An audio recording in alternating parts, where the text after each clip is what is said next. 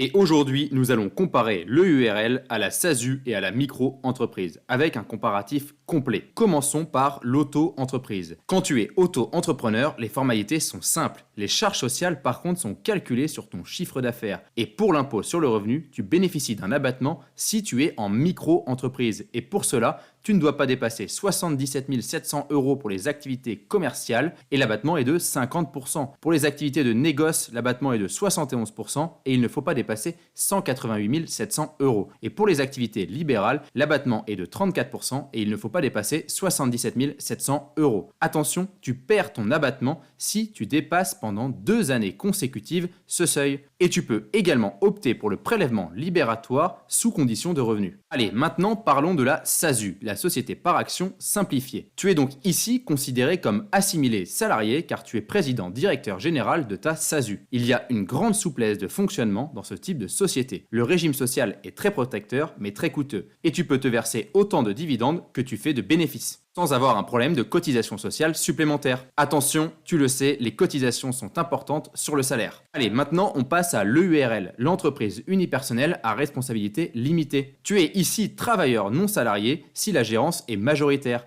Et dans l'autre cas, tu es considéré comme assimilé salarié. En tant que TNS, les cotisations sont moins importantes. Mais attention, si tu payes moins, ton régime social est donc peu protecteur. En plus de ça, attention, les cotisations sur les dividendes versés sur la partie supérieure à 10% du capital social coûtent un peu plus cher. Et donc, prenons un exemple pour bien comprendre. Luc fait des prestations de conseil. Il a réalisé un chiffre d'affaires de 110 000 €. Il a 10 000 € de charges. Il veut tout simplement se verser la totalité en rémunération. En tant que auto-entrepreneur, il ne bénéficie pas de l'abattement car il vient de dépasser 2 années de suite ce chiffre d'affaires. La rémunération est donc de 100 000 €, 110 000 moins 10 000 € de charges. Malheureusement pour lui, il va payer des cotisations sociales à hauteur de 23 320 € sur le chiffre d'affaires et son impôt sur le revenu sera très élevé, 25 229 €. En net, dans sa poche, il n'aura que 51 451 €. Maintenant, si tu es en SASU, le budget global est toujours de 100 000 €. La rémunération est donc de 55 555 € car le reste part dans les cotisations sociales pour 80%. L'impôt sur le revenu sur le salaire est de 8 286 €. Le net dans ta poche est de 47 269 €. Et pour l'EURL, cette fois-ci, la rémunération pour le même budget de 100 000 € est de 68 965 € car les cotisations sont seulement de 45%. Et oui, par contre, tu reçois plus, donc tu payes plus d'impôt sur le revenu, 11 907 € ici. Le net dans ta poche est de 57 058 €. On comprend ici que c'est l'EURL qui est plus intéressante grâce à son taux de cotisation plus faible.